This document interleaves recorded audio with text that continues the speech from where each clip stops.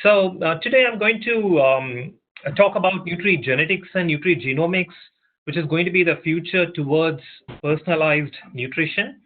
And for those who do not have a background in nutrigenetics and nutrigenetics and nutrigenomics are completely two different fields of research. So nutrigenetics is nothing but the study of the impact of DNA sequence variations on chronic disease outcomes in response to a dietary intake. For example, if you consume a low-fat diet or a high-fat diet, how are your genes going to respond to the development of the disease? How do you develop obesity? How do you develop diabetes? It's not just because of the diet, it is also because of the genetic variations which are present in your DNA. So that study is what you call as nutrigenetics, whereas nutrigenomics is the study of the impact of the diet on gene expression. So when you see the word nutrigenomics, omics refers to expression, genomics refers to gene expression, and nutrigenomics is nothing but the impact of a nutrient or a specific diet on gene expression. So nutrigenetics deals with genetic variations, whereas nutrigenomics deals with gene expression. And both nutrigenetics and nutrigenomics, they work in response to a particular diet. And findings from nutrigenetics and nutrigenomics are essential to implement personalized nutrition. So what is personalized nutrition? Personalized nutrition is where you're developing an optimum diet for an individual depending on that individual's genetic makeup. So let's have a look at what is nutrigenetics. So nutrigenetics is nothing but the interactions between the genetic component and the dietary component. So today I'm going to take example of a disease which is going to be obesity, and I'm going to explain how the interactions between the genetic factor and the environmental factor can have an impact on obesity. So talking about obesity in today's world, obesity has given to science a new dimension to delve into changing lifestyle factors, and a fast-forward urban outlook on life has resulted in a dramatic increase in the incidence of obesity worldwide. But the advanced scientific technology that we have today has indicated that it all started at the beginning of life when the gene first comes into being. So it's basically the interaction between the genetic and the lifestyle factors which contributes to the development of obesity. So if you look at this, genes load the gun, but the environment pulls the trigger. This metaphor clearly explains the intricate interplay between the genes and the environment. Even if you carry the genetic risk, you can still overcome that genetic risk by maintaining a healthy lifestyle. So that is going to be the take-home message of my talk today. So I'm going to give you a lot of examples of how this is working from my own research work. But before that, I've been talking a lot about this genetic variation. So what is this genetic variation? So let's take this individual. So this individual has got this DNA sequence. And you know that DNA is double-stranded. So this person has got a double-stranded DNA. So let's assume that this population has got 5 individuals. And you can see that 99.9% of this DNA is the same in all the individuals, except for 0.1% which carries all the genetic variations. So this 0.1% variation is the reason why I look different from you and why you look different from the person sitting next to you. So if you look at these sequences, you can see that some individuals, they carry T nucleotide, whereas some individuals at the same place, T has been changed to A. So there's a change from one nucleotide to another nucleotide, and this is what you call as a single nucleotide polymorphism, or in short, SNP. Individuals can be classified into 3 different groups based on the type of genetic variation you carry. So you can see that this individual, the first individual who carries TT is a normal genotype. Whereas this girl, she carries one copy of the genetic variation, which is a change from T to A. and the other copy is a normal copy. Whereas this boy, he has got 2 copies of the genetic variation. So depending upon the number of copies you carry, you can be classified into 0 copy, 1 copy, and 2 copy. That is, if you look at this individual, he doesn't carry any copies of the genetic variation, so he belongs to the category 0 copy. And this person who carries 1 copy of the genetic variation, so this person belongs to the category 1 copy. An individual who is carrying both the copies of the genetic variation, so that person will be classified as a 2-copy individual.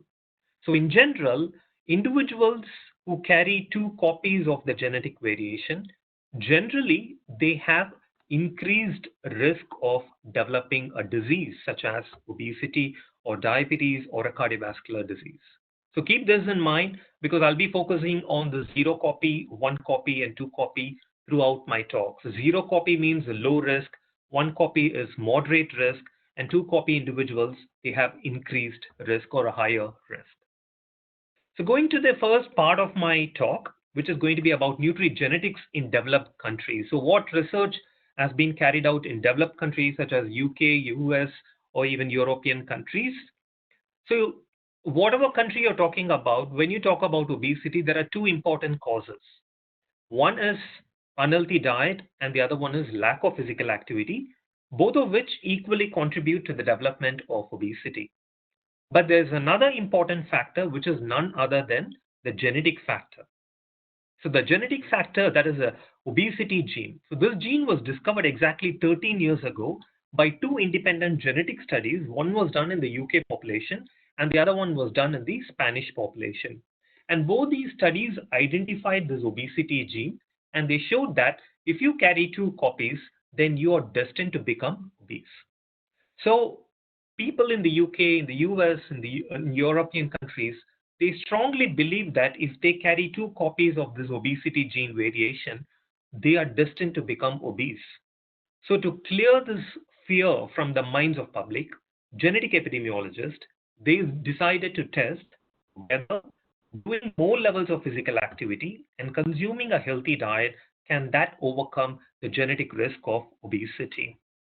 So that was the time when nutrigenetics and nutrigenomics studies came into picture. But what is so special about this obesity gene? This obesity gene is otherwise called as the FTO gene. Why FTO gene is so important? Well, the genetic variations within this FTO gene have been shown to be strongly and consistently associated with obesity traits in various populations, in different ethnic groups, in men, in women, in adults, and also in children. So having seen such a strong effect of this gene on obesity, the first question that comes to our mind is, can this effect be modified by a lifestyle factor such as diet or physical activity? Now let's have a look at the gene physical activity interaction. So you know that if you carry 2 copies, then you have increased risk of developing obesity. So the question is whether doing more levels of physical activity, can that overcome the genetic risk of obesity? So in order to answer this question, I carried out a study in the UK population, which focused on 20,000 individuals. So basically, I classified these individuals into 4 different categories depending on the physical activity levels. So as you can see on the x-axis, active, moderately inactive, and inactive. On the y-axis, you find the body mass index, which is the BMI, which is an indicator of common obesity. My first question was whether this obesity gene variation, is it associated with BMI? That is, I wanted to know whether 2 copy people, do they have higher levels of BMI? So I tested this and I found that, so you see 3 colored bars, the white bar, the yellow bar, and the green bar. They represent 0 copy, 1 copy, and 2 copies. And as you can see, in all the levels of physical activity, individuals who carry 2 copies, they had significantly higher levels of BMI compared to individuals who carry 1 copy and 0 copy. So this clearly shows that if you carry 2 copies, then you will have increased risk of higher BMI. But now, if you look at the inactive group, they have a very specific effect where you can see that the effect is 0.44. 0.44 represents 0.44 kilogram per meter square increase in BMI for every one copy of the risk allele that you carry. That is, if you are one copy person, then you have an increase in BMI by 0.44 kilogram per meter square. But if you carry two copies, then your effect will be 0.88 kilogram per meter square increase. So this clearly showed that if you lead an inactive lifestyle, your genetic risk is going to increase. But if you look at the other levels of physical activity, that is effect is 0.2 for all the other levels of physical activity. So this clearly shows that if you lead a physically active lifestyle, you can overcome the genetic risk. That is 0.2 is just half of what you see for the inactive group. So if you lead a physically inactive lifestyle, that is a sedentary lifestyle, not doing any physical activity, not doing any exercise, then you're going to increase your genetic risk. This study clearly showed that leading a physically inactive lifestyle can increase the genetic risk, whereas leading a physically active lifestyle can overcome the genetic risk. So following this study, we carried out another large-scale study in more than 200,000 individuals using data from the UK population, US population, and European population, and also we included a group of people from South Asian population from Singapore. So we carried out a meta-analysis. So meta-analysis is nothing but where we get the data from different populations, we pull the data, we run a statistical analysis, and we try to see whether there's an effect. So we wanted to know whether this FTO gene, obesity gene, does it have any impact on obesity by interacting with the physical activity. So when you run a meta-analysis, you get something called as a forest plot. This is what you see. I'm not going to go into the technical details of the meta-analysis, but the take-home message is that if you look at the bottom of the slide, at the end of the forest plot, you see a p-value for interaction. The p-value is 0.0049, which is statistically significant. So what it implicates is that even if you carry two copies of the genetic variation, you can still overcome the genetic risk by doing more levels of physical activity. So this study and these studies, like which were done in the UK population and the study that were done in all the population, they clearly showed that physical activity levels do have a positive impact on overcoming the genetic risk. Now let's move on to how healthy diet can overcome the genetic risk of obesity. So I'm going to give you some examples for that from my own study. So one is a study that I carried out in the 5 different countries from European population, where I carried out a meta-analysis, and the sample size was around 11,000 individuals, and these 11,000 individuals were followed up for 3.5 years. And I found a very interesting interaction between this obesity gene, glycemic index on weight gain over a period of time. So in this graph, you can see on the x-axis, you find the glycemic index. On the y-axis, you find the weight change per year. And these 3 lines are basically individuals carrying 2 copies, 1 copy, and 0 copy. And you can see that as glycemic index increases, the annual weight change also significantly increases for people who carry 2 copies, whereas the annual weight change did not change significantly for 0 copy and 1 copy people. So which shows that if you are a 2 copy person and if you're consuming a diet that is high in glycemic index, then you're likely to gain more weight compared to 0 copy and 1 copy individual. So in terms of providing a personalized diet for people who carry 2 copies, for this population would be lowering the dietary glycemic index will be an effective way to prevent weight gain in these group of individuals who carry 2 copies. And the next example was about the fried food consumption, the genetic factor, and obesity, which was done in 37,000 individuals from the US population. So we wanted to know whether fried foods, consuming fried foods, does that have an impact on increasing the genetic risk? So individuals were stratified into 3 different levels of fried food consumption. That is, those who consume fried foods less than 1 time per week, 1 to 3 times per week, or more than 4 times per week. In the first study, which was done in 9,000 individuals, we were able to show that individuals who consume fried foods more than 4 times per week, they alone had significantly higher genetic risk of becoming obese. And the next two studies showed a similar finding as well. And the last study, where we combined the data from study 1, 2, and 3, which also confirmed the finding that if you consume a diet that is high, there's an increased consumption of fried foods, then you're going to increase the genetic risk of obesity. Whereas consuming a healthy diet that is reducing the consumption of fried foods, that can overcome the genetic risk of obesity. And the third example, the last example, is about the Mediterranean diet and the obesity gene. Again, the study that was done in 11,000 people from 5 different European countries. So first, we found that individuals who carried two copies, they had increased risk of gaining weight over a period of 3.5 years. In the next step, we included the Mediterranean diet into the statistical modeling. So when you look at the Mediterranean diet, it is considered to be a healthy diet, that is, which is rich in omega-3 fatty acids, fruits, vegetables, olive oil. So individuals who are consuming higher amounts of Mediterranean foods over a period of time, they alone were able to overcome the genetic risk of gaining weight, which again goes back to the fact that healthy diet can overcome the genetic risk of obesity.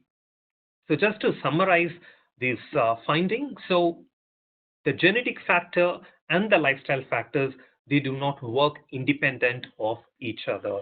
They work together, they interact together, and contribute to the development of obesity. So even if you carry two copies of this obesity gene variation, you can still overcome the effect of the gene on obesity by adopting a healthy lifestyle. So all these studies and all the examples that I've given so far, they've all been done in the European population, in the Western countries. Now let's move on to what is happening in lower middle income countries. So are there any nutrigenetic studies in lower middle income countries? Well, until 2014 or 16, we did not have a lot of nutrigenetic analysis that were carried out. So in 2014, I implemented this genuine collaboration. Genuine stands for the gene nutrient interaction. And the main objective of this collaboration is to perform a large scale analysis of gene diet interactions on cardiometabolic traits using data from multiple ethnic groups.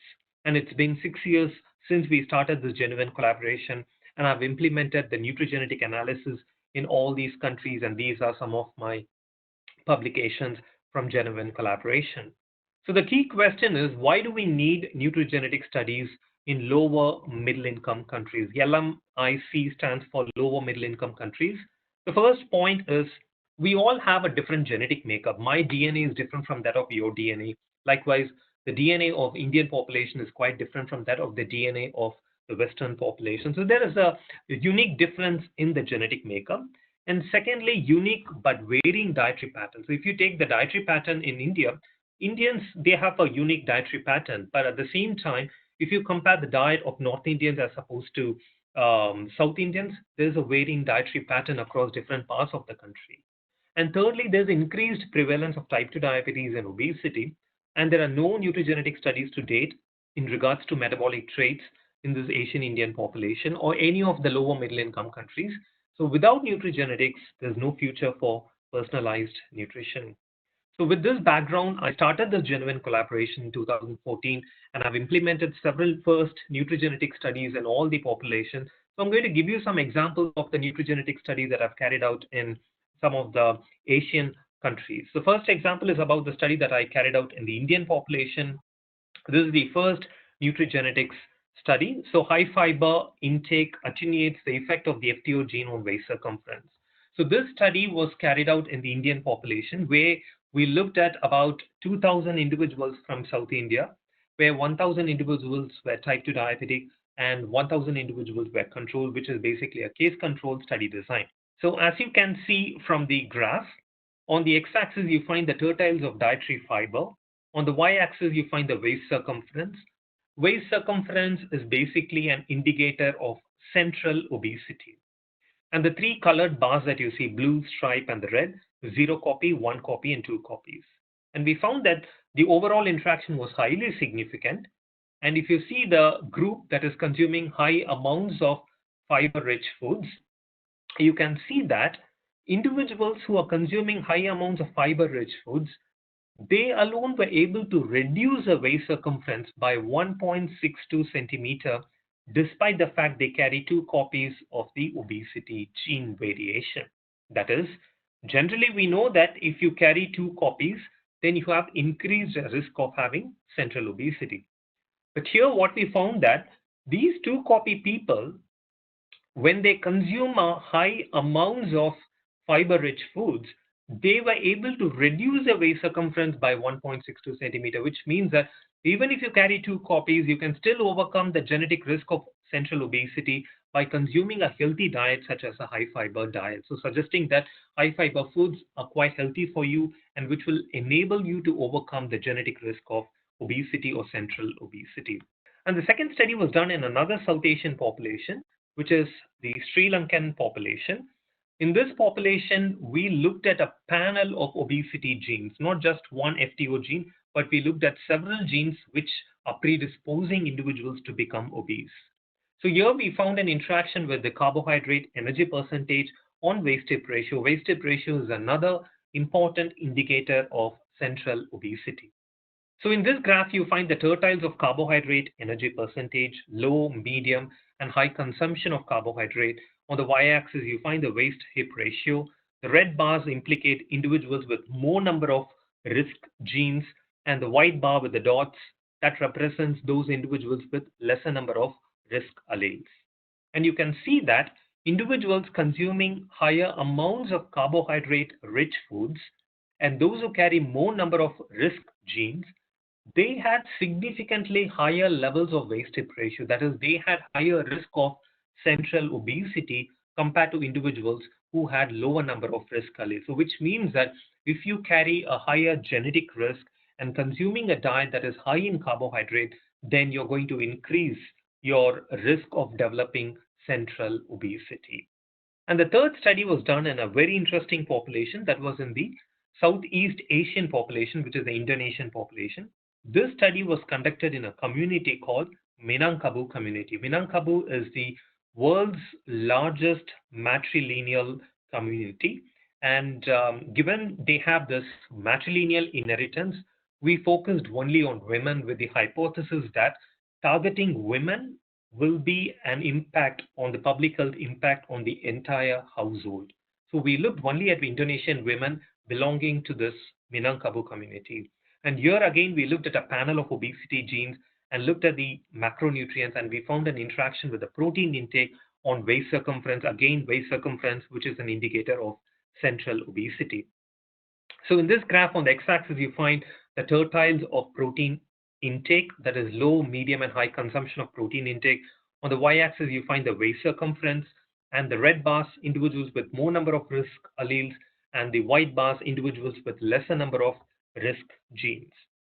And you find that individuals who are consuming low amounts of protein-rich foods, they alone were able to reduce their waist circumference despite the fact they carry more number of risk alleles. So which means that low protein diet was protecting the individuals from having higher risk of central obesity. So I'm not saying low protein diet is healthy, but in this population, low protein diet was actually protecting the individuals from developing central obesity. That is, even if you carry a higher genetic risk, you can overcome the genetic risk by consuming a diet such as a diet that is low in protein-rich foods. But interestingly, this finding was replicated in another Asian population, which is a Western Asian population, that is from a population living in Turkey, in a city called Ankara, where we carried out the study. Here you can see that on the x-axis, you find the tertiles of protein intake, low, medium, and high consumption. On the y-axis, you find the risk of developing central obesity. And these red bars are individuals who carry two copies. And you can see that if you consume a diet that is high in protein, and if you carry two copies, then you have 3.3 times increased risk of developing central obesity compared to individuals who consume low or medium amounts of protein-rich food. So which means that consuming a high-protein diet was increasing the genetic risk of central obesity. So in summary, you can see that These are the first evidences for gene-diet interaction on obesity-related traits for these Asian population, and we have seen a significant interaction between the FTO gene, carbohydrate, and protein intake on central obesity. So we all know this typical or the traditional Asian clinical phenotype where we have understood that having central obesity is a risk factor for the development of cardiovascular disease and a cardiovascular disease mortality. But there is a hidden mechanism over here that we have shown it through this genuine collaboration that the gene diet interaction is the one that is predisposing an individual to become centrally obese, and that central obesity is a predictor of cardiovascular disease mortality. So this is something that needs to be understood on a large scale. So if you're interested in knowing more about this genuine collaboration, feel free to go into this publication, which was published a few years ago. And there's another publication from Genuine Collaboration, which is a review article. So if you go to the Proceedings of the Nutrition Society Journal, you can find this article. This was published in Jan 2020. So the take-home message from my talk today is going to be that, as I said before, the genetic and the lifestyle factor, they interact together and contribute together to the development of obesity. So even if you carry the genetic risk, you can still overcome that genetic risk by maintaining a healthy lifestyle, that is maintaining a healthy diet and maintaining good levels of physical activity. Now, briefly touching upon what is personalized nutrition. So findings from Nutrigenetics and Nutrigenomics are essential to implement personalized nutrition. That is, how do we develop a diet according to that individual's genetic makeup? So if I carry 2 copies, what kind of a diet should I consume? And if I carry 1 copy, what kind of diet should I consume? And if I carry 0 copy, then what kind of a diet should I consume? So these are the questions that we answer as part of personalized nutrition. But there's a very big question, why do we need a personalized diet? So let me give you an example based on the personalization of the commodities. Several years ago, we had the shampoo which is called as the Head and Shoulders shampoo, which is applicable for all types of hair. But now, if you look at the Head and Shoulders shampoo, you have like different types of shampoo, like one for silky hair, dry hair, moist hair, long hair, short hair, different types of hair. You have unique shampoo. So when you could personalize your commodities for the sake of your hair, why can't you personalize your diet for the sake of your health? So you don't need a better justification of why you need to personalize your diet. And looking at the nutrigenomics awareness across different parts of the world. So a study was carried out in the US population where they wanted to know what is the awareness on nutrigenomics. The study was conducted exactly 10 years ago, and you can see only 6% of the population had some idea about what nutrigenetics and nutrigenomics was. So that was the situation in the US population. So you could imagine what would be the situation in Indian population or any other lower middle income country. And that's exactly the reason why a lot of personalized nutrition online programs, they make a lot of money out of this business. And that's why some of the diets can also become a disaster and it can become dangerous because they say they provide a personalized nutrition diet, but then they don't take into account of your genetic makeup. If they are not looking at your genetic makeup, then it is not a personalized diet. So to understand the consumer attitudes towards personalized nutrition, at the University of Reading, we developed this Food for Me project, which is a European Union funded research project.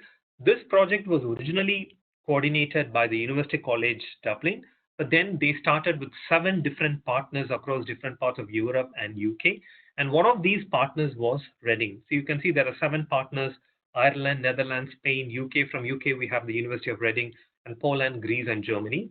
From each center, there were about 220 participants who completed the online personalized nutrition survey and provided the blood sample to us.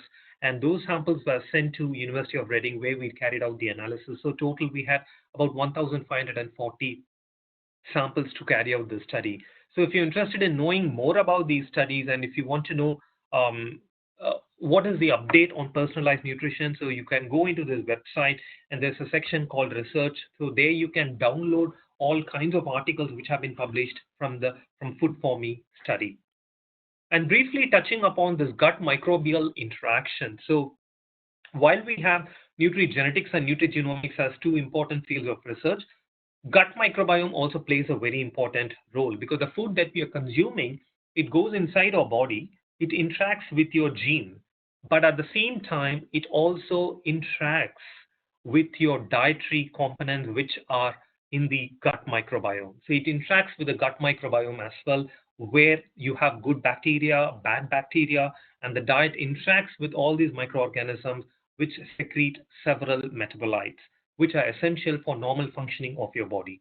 So this gut microbiome is also another important area of research. Before I finish, one last slide, which is about the role of nutrigenetics in personalized nutrition. So the diet that we are consuming, it goes inside your body into three important compartments. The first compartment is where it interacts with your genes, which is what you call as nutrigenetics, the field of research, which is a gene-diet interaction. And the second compartment is about the gut microbiome. So it interacts with the gut microbiome, and that area of research trying to understand what are the microorganisms which are responding to a particular diet, and that area of research is the metagenomics. And there's another compartment which I haven't touched in my talk, which is called as a nutrimetabolomics, where your diet interacts with the metabolites that are secreted in your body. And that area of research is called nutrimetabolomics or metabolite diet interaction. So all these three compartments are functioning in parallel. So which means that when you are developing a personalized diet, it is very important that you need to take into account of all the three compartments. So these three compartments together form a three-way interaction, which is what we call as metagenome hyperbolome diet interaction. And this three-way interaction is the one that is going to determine the implementation of personalized nutrition or the personalized functional foods.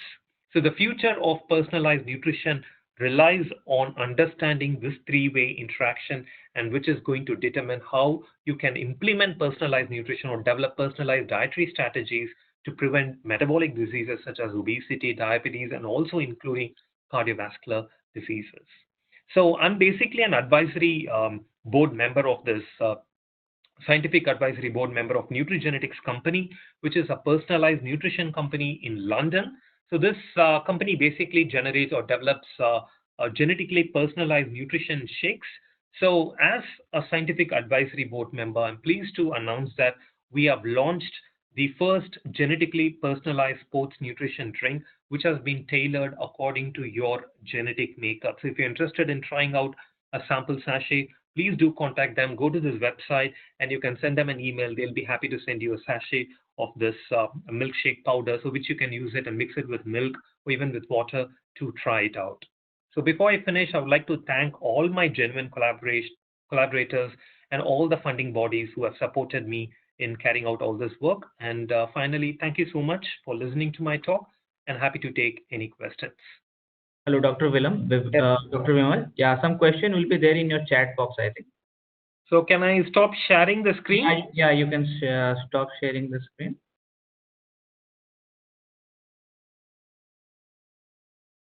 So what is the FTO gene? So this FTO gene is basically the obesity gene. And so we have different kinds of gene discovery methods. And one method is the genome-wide association study. So this study identified this FTO gene. So it was an accidental finding. And when FTO gene was discovered, we did not have any idea of how this FTO gene was linked to obesity. So FTO stands for fat, mass, and obesity associated gene. Until today, only FTO gene has been identified as the most strongest and consistent gene for obesity. And any studies on effect of fermented food on obesity? Is that question in relation to the genetic risk or? Yeah, so there are, I mean, even at the University of Reading, at the clinical unit where we do run a lot of dietary intervention studies. And there are a lot of studies, I mean, I do, as I said, like I do collaborations in Indonesia as well, where they have looked at the impact of fermented food on obesity. But then there are very few limited studies looking at the impact of the genetic risk in relation to how this fermented food can impact obesity. So most of the dietary intervention studies that have been carried out, they have always looked at the impact of a particular diet on obesity or weight gain over a period of time. But how do people respond to this diet is a very important question, because some people might be 0 copies, some people might be 1 copy, and some people might be 2 copies. So all these individuals with different set of genetic variation, they might be responding in different ways. So those studies are highly warranted in future to understand how people respond to different. That's a different question, I think. There's one question, someone from Prerna. She's asked me how to understand one's genetic makeup when making a personalized nutrition plan. So yeah, so that's a very good question. So when you go to a genetic testing center, so you provide your blood sample and they'll be able to check and tell you whether you're 0 copy or 1 copy or 2 copy. So I'm talking from the point of one genetic variation.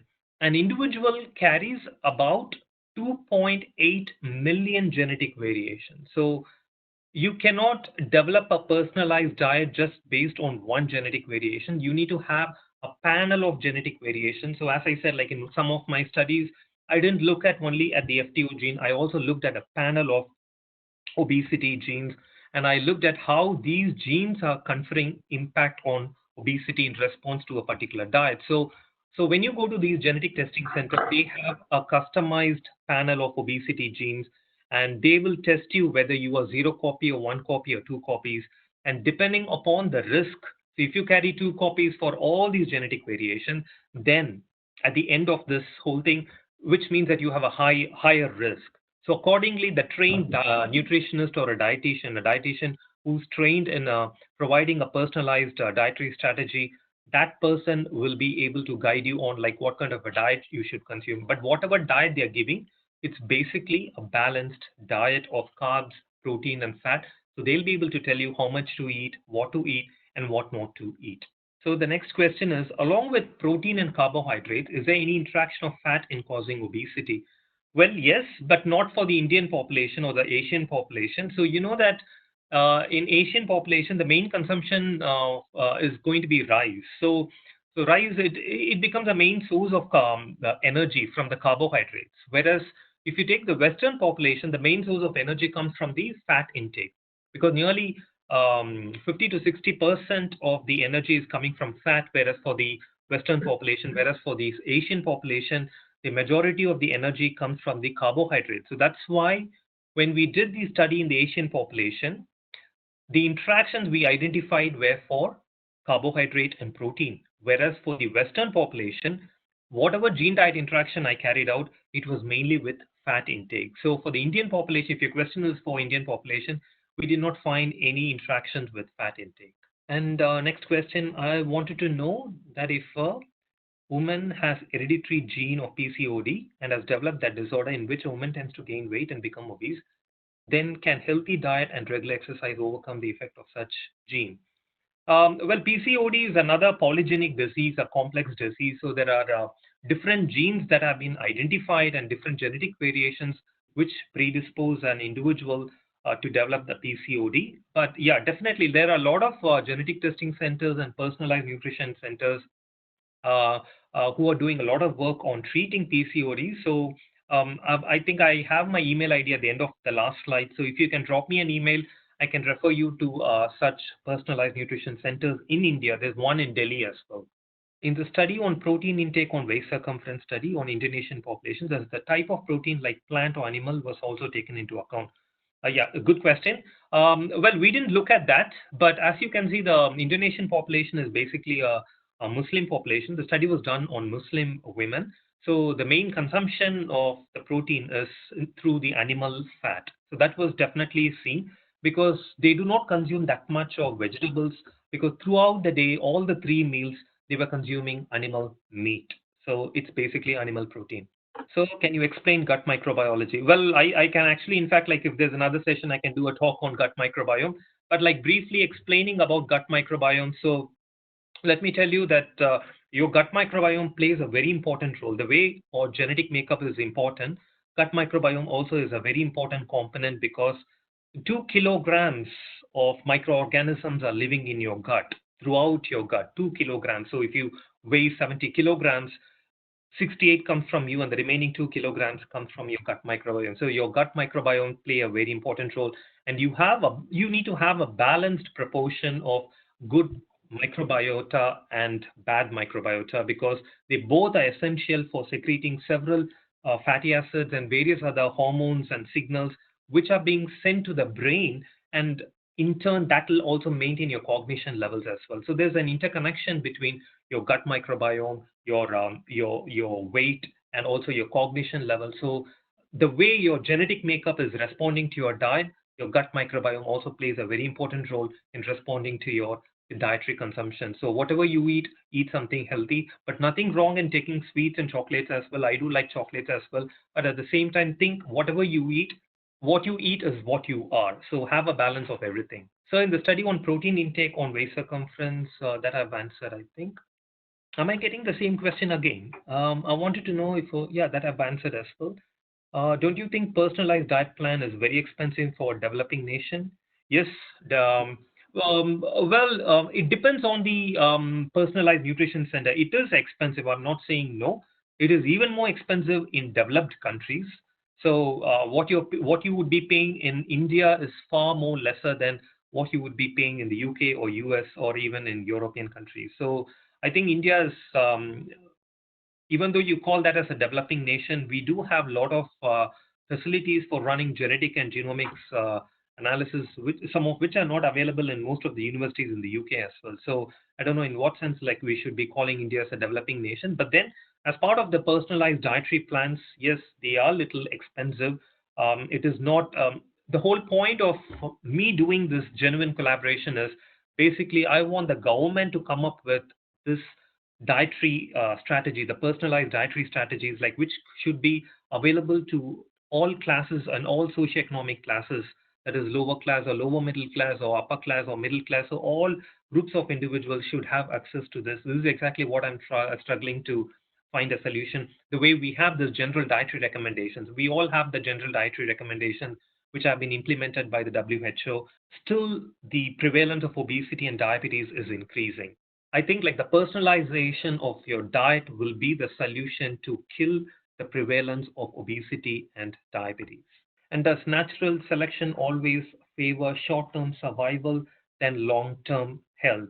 Well, natural selection, so there are a lot of, see, when you talk about genetics, there's something called as the Hardy-Weinberg equilibrium. So your genetic state has to be applicable for that particular population. So when you talk about the natural selection and survival of the fittest, for example, we have this coronavirus pandemic at the moment, like a lot of people are dying on a daily basis. Like if you take the UK population, nearly 980 people are dying per day. So in terms of the personalized nutrition as such, this is going to be the solution for the future. As mentioned before, we all have this dietary recommendation, consuming 5 fruits a day or 5 vegetables a day. I mean, a bowl of fruits, a bowl of vegetables. Consuming 5 bananas is not the same as consuming 5 apples. They all have different nutrients. I might be able to digest 5 bananas. You might not be able to digest those 5 bananas because your metabolic activity is different from that of mine. And all our metabolic activities are regulated by our genes. So whatever genetic variations you carry, they are the ones that are going to determine what you are. And accordingly, you should consume a diet that is going to determine who you are. So I don't think this is going to have an impact on this personalization of the diet, but we are very, very far from personalizing someone's diet as such for implementing at the population level. As nowadays, ketogenic diet is favored a lot for weight loss. Any effects of the FTO gene copy number and the ketogenic diet on obesity? Okay, so yeah, ketogenic diet is being used. So there are a lot of diets like which are coming up. So I personally don't agree with these standard diets like paleo diets or ketogenic diets, intermittent fasting. So because I favor more of a personalized nutrition, a ketogenic diet might be suitable for some person who has got a genetic makeup that can accept that ketogenic diet. Whereas you might not be able to accept that ketogenic diet because you have a completely unique genetic makeup. So you cannot decide that ketogenic diet will be applicable for all the individuals.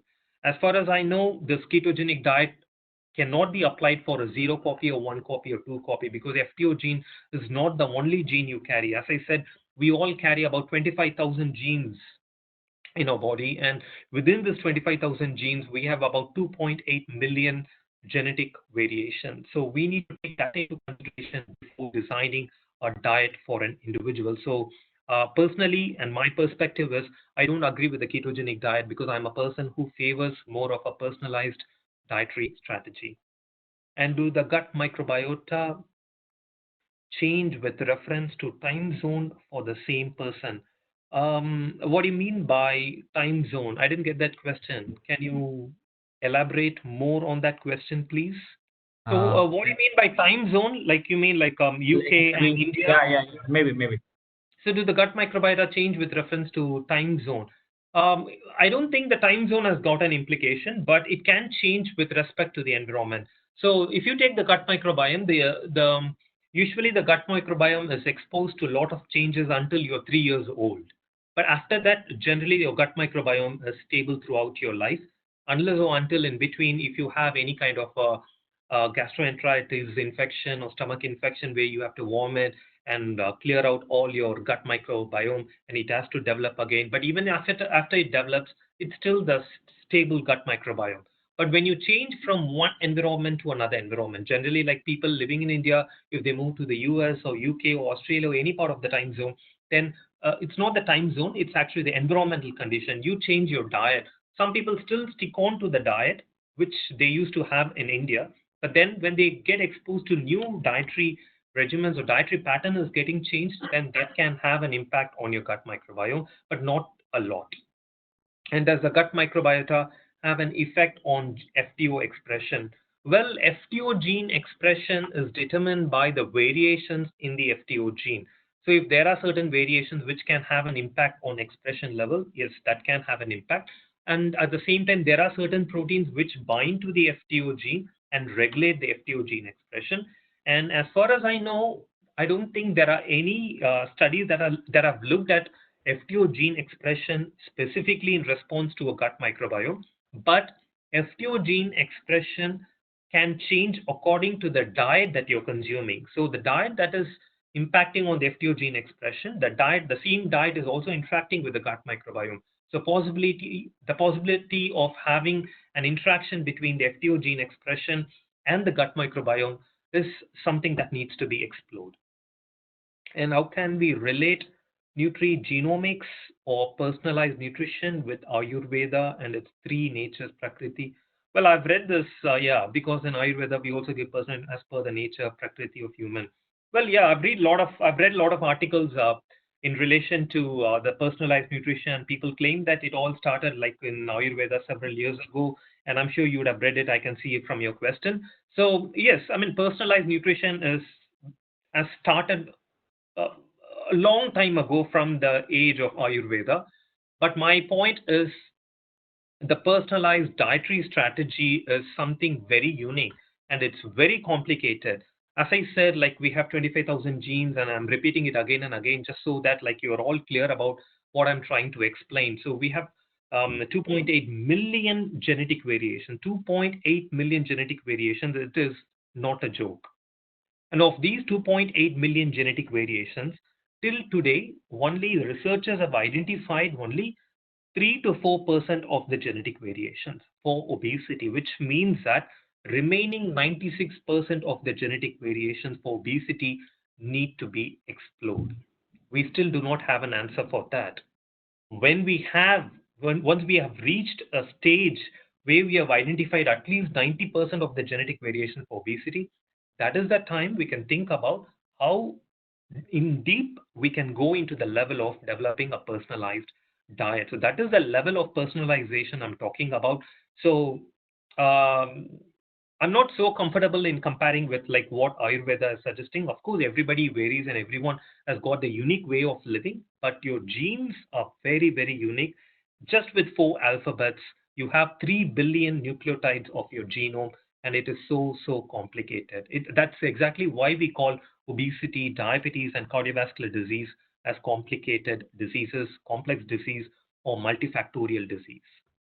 What about the mutation effect related to nutrigenomic diet? Well, if you talk about genetic variations, there are two types of genetic variation. One is the single nucleotide polymorphism, and the other one is a mutation. The single nucleotide polymorphism is a very common genetic variation. When I say the term common, it means that more than 5% of the population will carry that genetic variation. Whereas when I say mutation, the mutation occurs at a frequency of less than 1% in the population. It is very, very rare. So nutrigenetic, again, like you have mentioned, nutrigenomic diet, it should be a personalized diet. So there's nothing like a nutrigenetic diet or a nutrigenomic diet. The terminology is basically personalized diet. So the mutation effects are not applicable for personalized diets. The answer is no. Jackfruit helps in controlling sugar levels.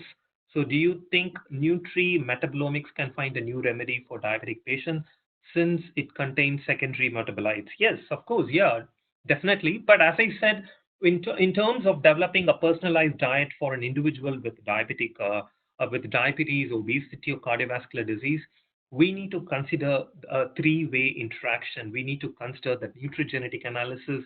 You need to look at the metabolites, and also you need to look at your gut microbiome. So this is what like a lot of personalized nutrition centers are doing.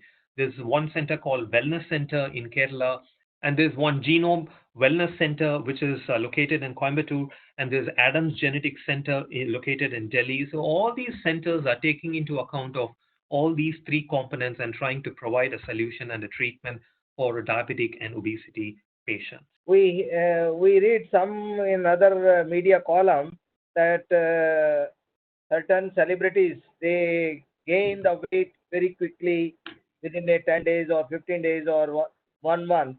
10 kg Yeah. weight is increased, and next time in next show they reduce the weight 10 kg. Is it nutrition, personalized nutrition, or something they intervene with the nutrigenetics? Oh, well, I mean, all the movie stars, like they have to reduce their weight and gain weight immediately. So that is the personalized diet that I'm talking about. It takes a very long time to gain weight. That is the best way to gain weight and lose weight as well. Whereas what movie stars are doing is they go on a very strict diet, and they go and do like a lot of workout to lose weight, and also they consume a diet, they gain weight. They are gaining weight not by consuming unhealthy foods, but they gain weight by not doing exercise and consuming higher amounts of nuts and various other sources of different kinds of fatty acids. So there's a huge difference, and they don't take into consideration of their genetic component. So that is definitely not nutrigenetics, and that's definitely not personalized nutrition. And there's one more question. Do polyphenols, flavonoids have any effect on gene expression? Definitely.